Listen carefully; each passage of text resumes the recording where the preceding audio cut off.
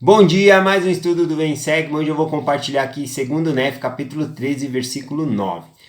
Nef, ele continua lendo ali as palavras de Isaías a seu povo. Esse capítulo dá para nós compararmos com Isaías capítulo 3. E lá em Isaías capítulo 3, ele fala da queda de Jerusalém e da queda de Judá. Né? E ele fala que essa queda veio ao povo por causa de seus pecados. Olha que interessante aqui no versículo 9. Ele diz o seguinte: a aparência de seu rosto testifica contra eles e declara que seus pecados é como Sodoma, e eles não podem escondê-lo. Ai de sua alma, porque deram mal em recompensa a si próprios. Né? Então, que interessante que ele está falando. Ele está falando que o pecado do povo modificou o seu rosto. Né? Ou seja, a aparência do seu rosto testifica contra eles. Ou seja, estavam com aquela cara de culpado, de que fez coisa errada. Né? Então, aqui nós podemos aprender que quando nós fazemos coisas erradas, até em nosso rosto se modifica, né? O nosso ser se modifica também por causa de pecado. E ele compara o pecado do povo como o pecado de Sodoma, isso mesmo, Sodoma, aquela cidade a qual o Senhor fez chover fogo do céu para esconder da sua face, né, a abominação e pecados daquele povo. Então ele fala que o castigo que eles estavam recebendo, né, era a recompensa pelos seus próprios feitos. Né? Então, o pecado que eles haviam causado, feito, deixaram eles desprotegidos e por isso eles caíram. Eu gostaria de comparar essa escritura aqui com Alma capítulo 5, que também fala sobre a imagem, né, de Deus em nosso semblante. Aqui falou sobre que o pecado ele causa um efeito em nosso semblante, fica com outra feição o nosso rosto. E aqui vai falar que o semblante de Cristo vai causar também vai nos dar um novo rosto, né? Vamos ver aqui no capítulo 5, versículo 14. Vou fazer algumas comparações. Começa assim, ó. Agora eis que vos pergunto, meus amados irmãos da igreja.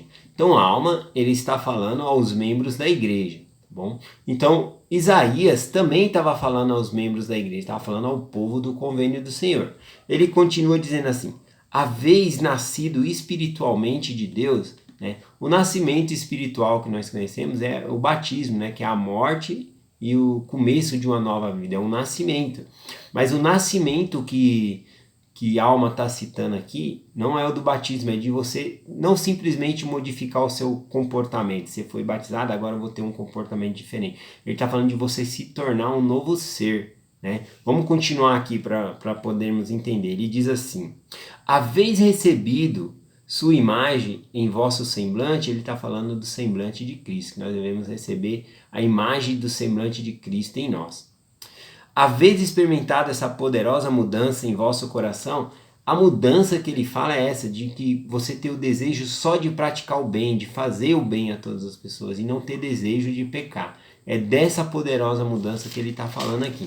No versículo 19, ele fala do momento em que nós vamos nos encontrar com Deus para sermos julgados. E novamente ele fala sobre nós estarmos, né, com o semblante de Cristo em nós. Vamos conferir aqui.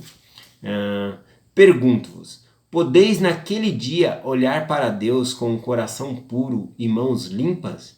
Pergunto-vos: podereis levantar os olhos, tendo a imagem de Deus gravada em vosso semblante? Será que a gente vai poder olhar para Deus e ter essa imagem gravada em nosso semblante, né? A imagem de Cristo?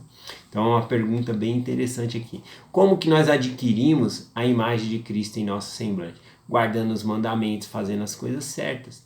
Bom, assim como se nós estamos pecando e fazemos coisa errada, o nosso rosto vai se modificar, também se nós guardamos os mandamentos, nosso rosto vai se modificar também. Nós vamos se tornar pessoas felizes, de verdade.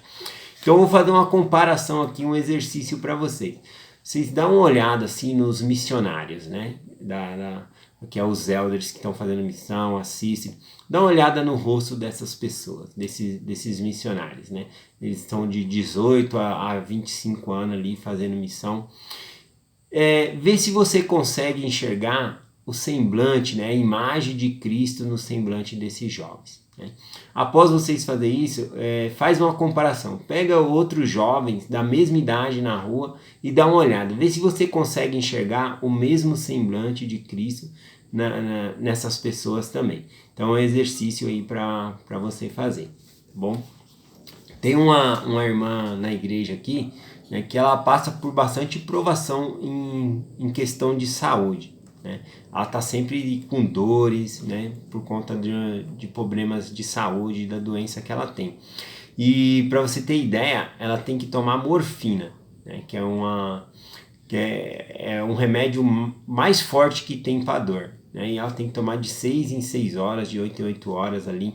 E às vezes nem chegou o horário dela tomar novamente o remédio e o remédio já não está fazendo efeito, ela está com dor. Mas eu nunca vi essa mulher triste, né? Eu consigo nitidamente ver o semblante de Cristo nessa mulher. Bom, então fica a dica aí para todos nós que, independente da situação que nós estamos vivendo, nós devemos ter a imagem de Cristo em nossa semblante. Essa pessoa, para mim, ela é um exemplo para mim. Bom, então eu deixo essa mensagem em nome de Jesus Cristo. Amém. Até amanhã.